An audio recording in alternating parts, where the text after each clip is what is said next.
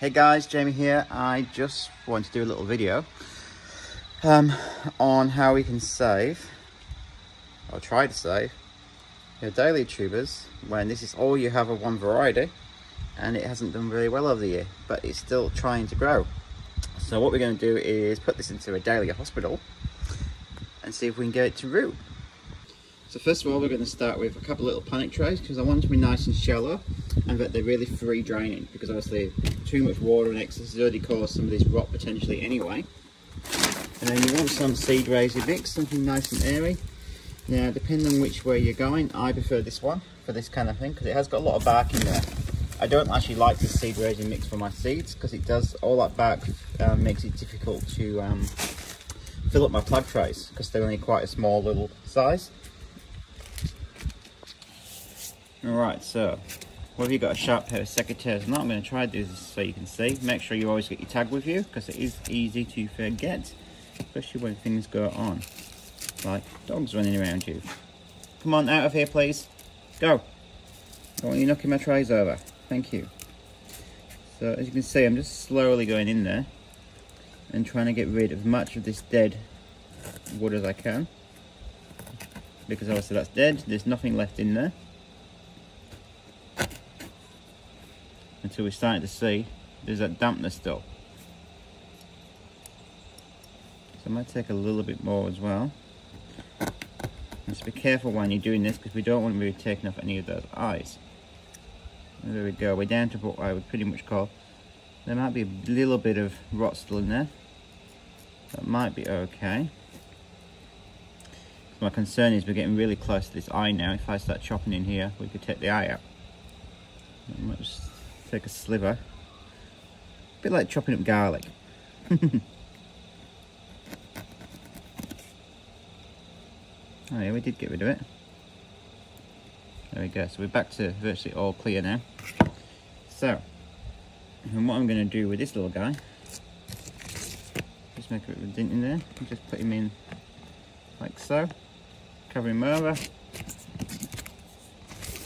put his tag in. So we'll jump across and do the other one.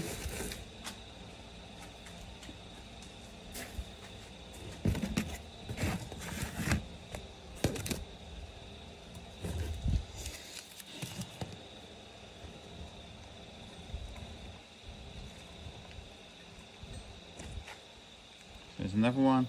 It's all that growth's coming up, but it's just completely rotten. But this guy has got a root coming out of here in the neck, so I can leave that in place. That is probably enough. So I guess when we talk about what a dahlia needs to grow, the most important part is, we've talked about this before anyway, but on the top of here we've got the eyes, which obviously the eyes have now turned into shoots, but there's just one forming here,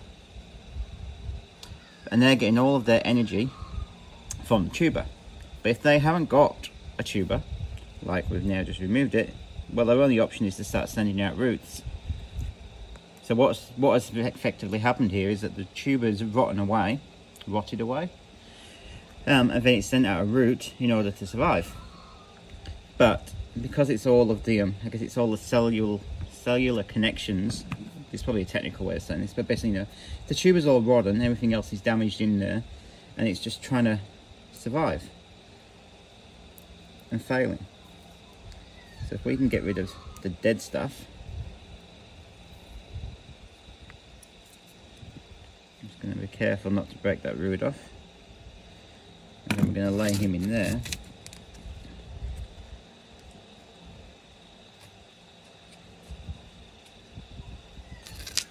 So if we can make this plant survive enough to form roots, it will then grow.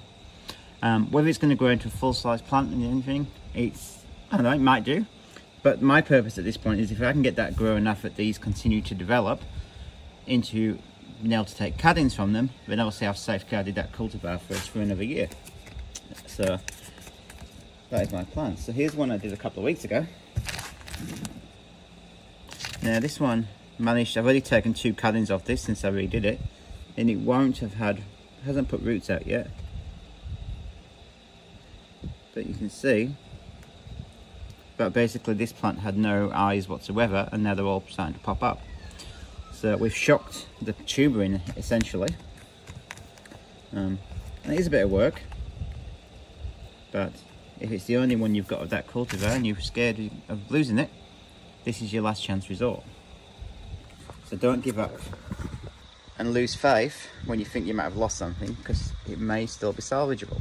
So then what I'm going to do with them is move them over into our little hospital bed, which really isn't anything flash. I'm just going to show you over here. Basically my hospital bed is set up here. So these aren't in hospital, these are just what I've been taking some light cuttings off. But basically the light's timed, they're on for 14 hours a day, and it's sheltered in our old dairy. But because it's here and we're in here every day, I can mist them and just keep them slightly damp. Because obviously I don't want any water or anything in there, which is going to make them rot away further.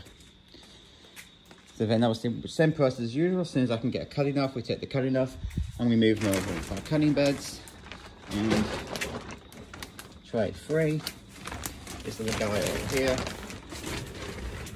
he's about 4 days old now, and that is the one I did a florally guava, which was the one I just showed you from before. So whether that helps you or whether you think I'm just crazy, anyway, have a great day.